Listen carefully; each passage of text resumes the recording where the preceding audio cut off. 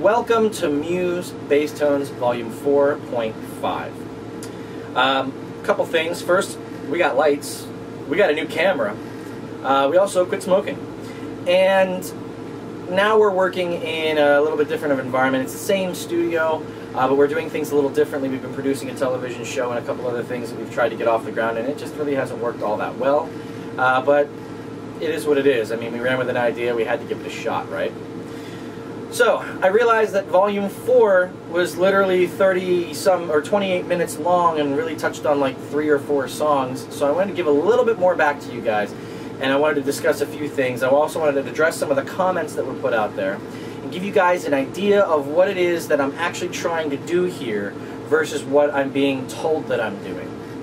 First off, I am not best friends with Chris. I'm not in a Muse cover band. I've never been in a Muse cover band, and even though it sounds enticing and could probably really go far, I don't want to be. It's just not what I do. I am a fan of Muse, and have been for years, and I am a bass player. I play in an original band called Friction Broadcast, which hasn't been doing really anything since 2012, in a sense, in the studio and whatever, but that's because we all have lives, we all have families, we all have kids. I took on learning Muse sounds and songs because I wanted to learn effects the way that my older brother, the guitarist of my band, did. And he experimented with things. Now this was back in the 80s when effects were cheap, when you could go out and you could buy a DoD pedal for 30 bucks brand new and life was good. Nowadays, being a bass player, you can't just go out and spend $30 and get a good quality pedal that mimics the sound of other things. They don't do that anymore. Nowadays, they're very specific pedals. You get a few for 70 bucks, but some of them are expensive and some of them aren't made anymore, and that's the disheartening part. You got to track down these rare, hard-to-find pedals and spend boatloads of money on them. Now, I have acquired a Deep Impact from TalkBass.com for around $450 shipped, and I got mine from Canada. That's not to say that Canada's overrun with them. I'm just telling you where I got it and everything else. I bought the Animato straight from Japan. I got it from Ishibashi Music, which is something that a lot of people have been asking about in terms of where to get the pedal. I bought mine from Ishibashi. There is a website called humangear.net. You go there, they have pedals on the shelf. They are apparently straight up 100% authentic Animatos. Go to that website and buy one. They're like $500–600, but you can still buy one. You don't have to wait for one to pop up on eBay or translate Japanese on Ishibashi like I did. The rest of the pedals I acquired before and sometimes after, and solutions and whatnot, and it was all because I wanted to try and figure out how to create the sounds, so I had an understanding of how to build sounds, and I learned about pedals and what pedals do, and I can now identify certain pedals just by the sound, and I really, it's been a great educational process. That being said, I'm not trying to be Chris. As I said, I'm not in a Muse cover band. I've never been in a Muse cover band. I'm not trying to be Chris. I will never be Chris. I don't want to fill in for Chris. I mean, I would like to fill in for Chris on stage, but who wouldn't at this point? But I'm not trying to do that. All I'm trying to do is pass along some information that I gathered because I started learning how to do this, specifically trying to tailor the creation of sounds towards what Chris was putting together, deconstructing those sounds, and then finding ways to build them and make them my own. Okay? So please don't take it the wrong way. It's not that I'm telling you that it's stupid to try and be this or try and work that, but I'm not trying to do that. Now on to some of the comments and questions. The first one that came up was somebody told me that Chris was using a Moog low-pass filter and an expression pedal, and then he posted a link inside one of the comments and it's not true. It's just not true at all. As far as I know, it is not true. The first instance that we saw the filter factory appear in his rig was for the Resistance. It was listed on the Dunlop TV show. It was pictured in the magazine article in Bass Player magazine. But we know that he had something like it before, but we don't believe it was the Moog. I actually believe it was the filter factory, and it was patched in some other way, and it wasn't included in his rig because the shot of the rig for the tour happened before they acquired it, and it was a piece of studio gear that he went and then sought and found afterwards. Basically used, I believe it was for, whatchamacallit, City of Delusion, the filter sweep that goes from high to low. He did initially control that, but that funny thing about that is that we know that, Shane Goodwin, I think, yeah, I think he said something to the effect of that Chris hasn't touched a pedal board since Absolution, so the pedal that was on stage, I don't know if it was there just in case, or if he actually used it, we don't know. The third piece of evidence is the fact that you can get a pedal to control the filter factory, okay? It is possible to get a pedal to control that. You need a controlled voltage pedal, and that will control many parameters on the filter factory, one of which is the filter sweep that you can make a program to. The new Moog Expression with the 4-button MIDI controller thing that's like $500 that makes no sounds but can control a bunch of stuff, that will actually control the filter factory. So if you're still looking for one that has a lot of other functions, you can get that one. And you can program the buttons to change the presets and all that other good stuff, or use it to control a MIDI switchable patch bay of whatever. You can build something awesome out of something so small. It's really, really cool. Other than that, I think I've addressed pretty much everything that's been a major concern. HumanGear.net for the Animato. No, he never used a Moog filter. They sound completely different than the filter factory. Oh, and now he's using a filter queen and an EQ killer rack mounted towards the bottom of the rack. And I'm not exactly sure how he has that set up. So if anybody has one and knows how to connect a bass rig to either of those two pedals, please let me know. I would really be interested to find that out, because all I see are RCA inputs on the back of that pedal. So without further ado, we're going to go forward. The first song that we touched on that I gave you a quick little preview of, only because, I'll be honest, I don't know how to play the entire song effortlessly, so I just wanted to give you a taste of something and wet your whistle. I have decoded the sound that he's using after seeing him live in Madison Square Garden, listening to the album and trying some things out. It is the standard pedal configuration of muff and Animato with clean blend in. Nothing significant, nothing special. As a matter of fact, it's pretty mundane at this point that that's what he's using. It's still an awesome sound. It's probably tweaked slightly per song because he has a couple different muffs in his rig. But that's what he's doing there. And it appears that his rig is made up of all black Russian muffs. So get that one. Don't get a bass big muff. Bass big muffs do not sound like black Russian muffs. They don't sound like New York muffs. They don't sound like the green muff. They don't sound like any muff that came before it. The bass big muff is a terrible, terrible, horrible pedal that sounds nothing like what you want it to sound like, and it's the only one that's available now. You have to shop on eBay or go to a forum and buy one off of somebody that has one of the pedals laying around, because the black is discontinued. But don't buy a bass big muff and tell me that, oh, it nails the sound. It doesn't. It's terrible. It's horrible. If you've had to tweak your EQ to make that thing sound like you want it to, then there's a big problem with the pedal in and of itself. So we're going to move on to a couple other songs. I'm going to try and get a couple things in here, and we're going to record, and we're going to go far, and we're going to see what we can do to make things work.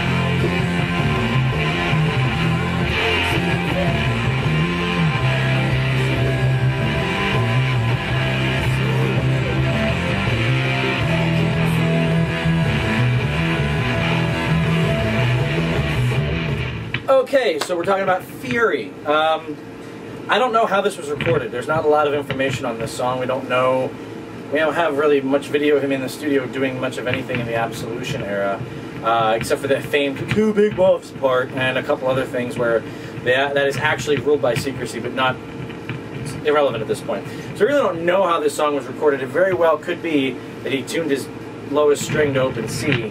It's possible. I couldn't tell you otherwise. I don't know how to better explain it. But I don't really like carrying 7 basses with different tunings with me, and I sure as hell don't like having to have a 5-string when I'm used to playing a 4, although I used to play a 5. So I've figured out how to fake it, and what I'm doing is I'm using an octave pedal into the animato, and I'm also using a muff that is not on the octave, on the other channel. And the end result that you get is this sound.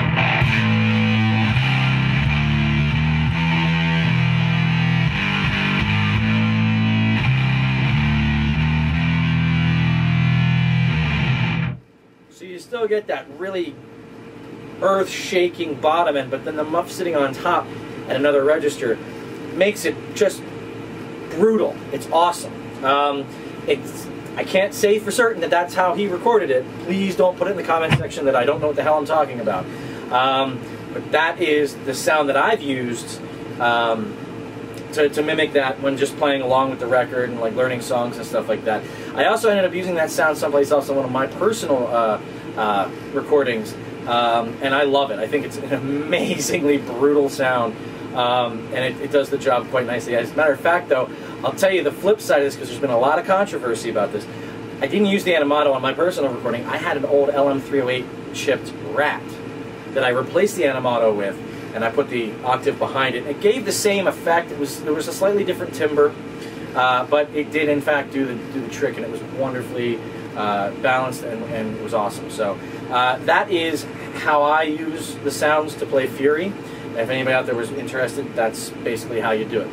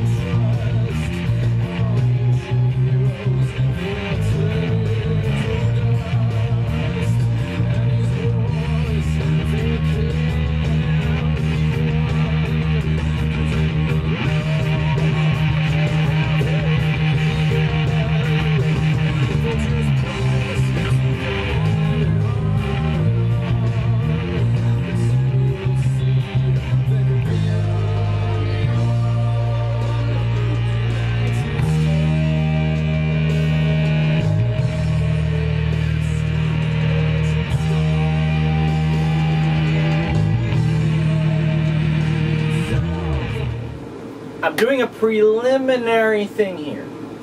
I'm going to go back to Showbiz, and I'm going to play a song, and I'm going to use a pedal that was replaced by another pedal, and see how this goes. I'm also going to throw in some of the live flair that's there. This song is primarily going to be the Yamato and the Line 6 FM4 filter modeler, and you'll get the gist of it, and we'll see what actually happens. From what I understand, this is actually the Boss OS 2.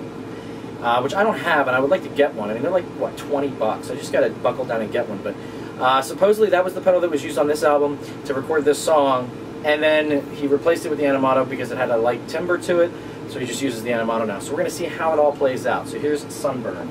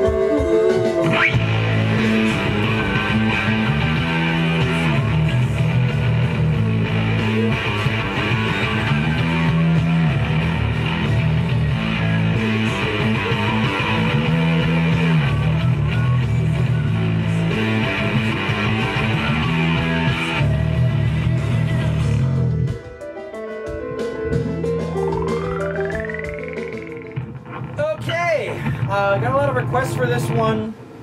We're gonna try it. I'm not making any promises because for some reason I suck. So we'll see what happens.